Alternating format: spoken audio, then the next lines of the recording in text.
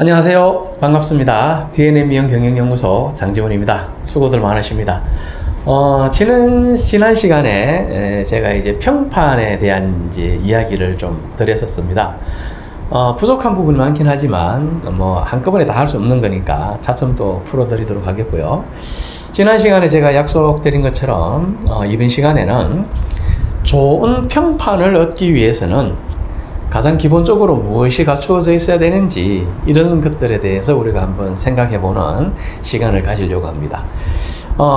집을 지을 때 집을 화려하게 짓는 것, 디자인적으로 멋지게 짓는 것 되게 중요하겠죠. 당연히 중요합니다. 건축의 미학이라는 게 있으니까요. 그런데 이제 그런 아름다운 건축물을 지으려면 토대가 아주 튼튼해야 되겠죠. 모래 위에다가 아무리 디자인이 좋은 그 건축의 미학을 최고로 잘 살린 그런 건축물이 들어선다 해도 모래 위에 있으면 언제 무너질지 모르잖아요. 그렇듯이 우리가 평판이라는 것도 단순히 사람들한테 친절하게 한다, 남들이 안 하는 서비스를 좀 더 해준다, 이런 정도의 개념으로 가지고는 호평을 넣기는 힘듭니다. 평판을 지속 가능하기는 힘든 거죠. 다시 말해서 장사가 목적이어서 이윤을 남기기 위해서 사람들한테 매출을 올리기 위해서 사람들한테 그렇게 보여주는 친절, 서비스 이런 거는 일시적이죠. 그리고 또 이제 그런 경우들이 있어요. 미용실 같은 경우 또 이게 또 특히 직원들이 되게 좀 젊고 이렇게 의욕 있는 이런 친구들로 어떻게 이제 세팅이 잘 돼서 활기차게 이렇게 해서 분위기가 좋아서 영업이 잘 되는 경우들도 왕왕 있긴 합니다만은 그거는 그렇게 지속적이지 않죠. 일시적이죠. 그런 직원 한 명이 이탈하면 끝나는 이런 환경들인데, 우리가 추구하는 거는 뭐냐면 그런 어떤 단기간에 짧은 어떤 그런 그 경험이 아니라 고객들에게 또 소비자들에게 진짜 그 호평이 나서 사람들이 우리를 궁금해하고 관심 가지고 와서 체험해보고 싶어하고 또 우리를 체험했을 때 나아가서 사람들이 자랑하고 싶어하는 이런 어떤 평판을 가질 수 있는 우리가 되고자 하는 거죠. 그래서 모래 위에 그런 집을 짓는 게 아니라 탄탄한 토대 위에 집을 지어야 한다는 걸 먼저 우리가 좀 이해를 했으면 하는 바람입니다. 그렇다면은 어떤 토대가 갖추어져야 탄탄한 토대가 되고 그 위에 만들어진 집들이 사람들한테 호평을 얻게 하느냐라는 부분을 한번 살펴보도록 하죠. 그거를 두 가지 관점에서 여러분들이 이해하실 수 있으면 참 좋겠다는 생각을 합니다. 첫 번째가 뭐냐면은 미용실이 이제는 그냥 아침에 출근해서 손님 있으면 일하고 없으면은 각자 쉬든지 볼일 보든지 하다가 또 퇴근 시간 되면 퇴근하고 이런 개념으로 이제는 그 운영되어서는 저는 안 된다고 생각을 하는 거예요. 그래서 미용실마다 또 원장님이든 미용실에 근무하는 직원이든 각자의 인재상에 대한 이제 가이드라인을 잡아야 된다는 생각을 합니다. 무슨 말이냐면은 누가 이런 이야기를 하겠죠. 야, 거기 가면 되게 친절하고 따뜻하고 편안해, 이렇게 이야기를 했어요. 아, 그래? 좋은 이야기잖아요. 호평을 들었어요. 한번 가볼까? 근데 가서 누굴 찾아야 돼? 이야기를 했어요. 그때 A라는 사람을 선택했다고 하잖아요. A라는 사람을 찾아봐봐 라고 했어. 그때 상대방이 A라는 사람이 어떤 사람인데, 그 사람이 누군데, 뭔데? 라고 했을 때 말할 수 있는 게 있어야 되는 거죠. 그죠? 그게 인재상이에요.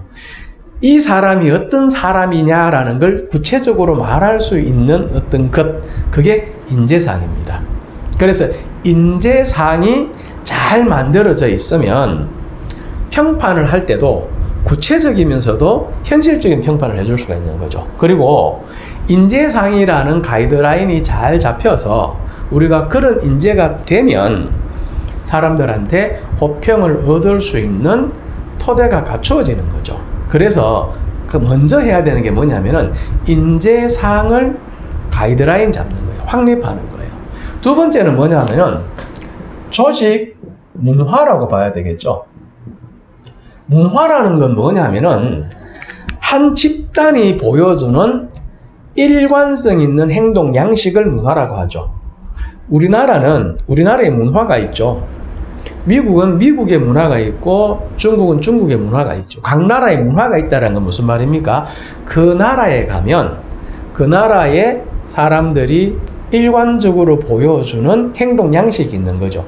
아주 간단한 예를 든다면 우리는 이제 낯선 사람들을 이렇게 만났을 때 나이가 많은 분이나 이렇게 나이가 어린 사람이 이렇게 만나면 선뜻 그냥 이렇게 악수를 이렇게 청하고 이러진 않죠. 근데 미국 같은 데는 어떻습니까? 처음 만나서 하는 인사가 악수죠. 이런 차이라고 보시면 되는 거예요. 다시 말하면 사람들이 우리 미용실에 왔을 때 보여지는 우리 미용실에 있는 사람들의 일관된 어떤 행동 양식이 바로 문화죠. 그게 바로 조직 문화라는 이야기입니다. 왜 이 조직 문화가 중요하냐 하면은 미용실에 사람들이 들어오게 되면은 특정 지명된 한 사람만 보나요? 그렇진 않죠. 예. 주변에 있는 사람들을 계속 경험해 나갑니다. 문 열고 들어오면서 인포메이션에서 누군가를 경험하고 1차 상담할 때도 경험하고 시술회사에 갔을 때 경험하고 샴푸하러 가면서 경험하고 그리고 내 담당 디자이너가 아닌 옆에 있는 동료들을 시선으로 보고 귀로 듣고 하죠. 이런 모든 것들을 통해서 그날 체험이 되고 그 체험이 정서가 되는 거죠. 그때 만들어지는 그게 결정체인 거예요. 그래서 한 사람의 행동 양식이 훌륭하다고 해서 되는 게 아니라 조직에 있는 모든 사람들이 보여주는 좀 더 진화되고 진보적인 일관된 행동 양식, 이게 있어야 되는 거죠. 그래서 조직 문화가 굉장히 중요합니다. 인재상은 한 사람의 탁월한 역량을 만들어낸다면 조직 문화는 그 역량이 지속 가능하게 만드는 게 조직 문화입니다. 그래서 이 두 가지를 우리가 잘 이해하고 이거를 미용실에서 가이드라인을 잡고 그 가이드라인에 맞게끔 우리가 공부하고 훈련해가는 이 과정들이 반드시 전제되어져야 되는 거죠. 그래서 뭐냐면은 미용실에서 우리가 일하는 그 시간, 하루에 8시간이든 10시간이든 그 시간, 그리고 미용실이라는 공간에 있는 그 환경에서 항상 우리는 이 두 가지가 전제가 되어서 구체적으로 하루 일과 가운데에서 인재상과 조직 문화를 만들어 갈 수 있는 미용실에서 근무하는 시간이 돼야 되는 거죠. 그냥 일만 하는 공간이 아니라 일도 당연히 해야 되지만 그 일과 함께 인재상과 조직 문화가 같이 훈련되어질 수 있는, 그래서 우리의 품격이 나아지고 그런 우리를 체험하는 고객들이 감동할 수 있는 그걸 만들어 가야 되는 거죠. 그럴 때 소비자들은 자랑하고 싶어지는 거죠. 사람들이, 여러분들도 그러잖아요. 우리도 좀 감동적인 걸 보면 어떻습니까? 여행을 간다든지 아니면 뭐 감동적인 것, 밥을 먹으러 갔는데 뭐 막 퍼포먼스가 있다든지 여러분 어떻게 합니까? 그냥 막 먹고 그냥 좋다 이러고 지나가나요? 그렇지 않잖아요.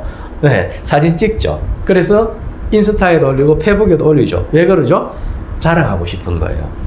그렇듯이 고객들이 우리를 자랑할 수 있게끔 만들기 위해서는 호평이 있어야 되는데 그 호평이 나오는 요 두 가지 뿌리를 잘 이해하고 지금부터 미용실에서 일하는 시간 동안 일만 하지 말고 인재상과 조직 문화를 만들어 갈 수 있는 우리가 되어야 되겠다는 이야기입니다.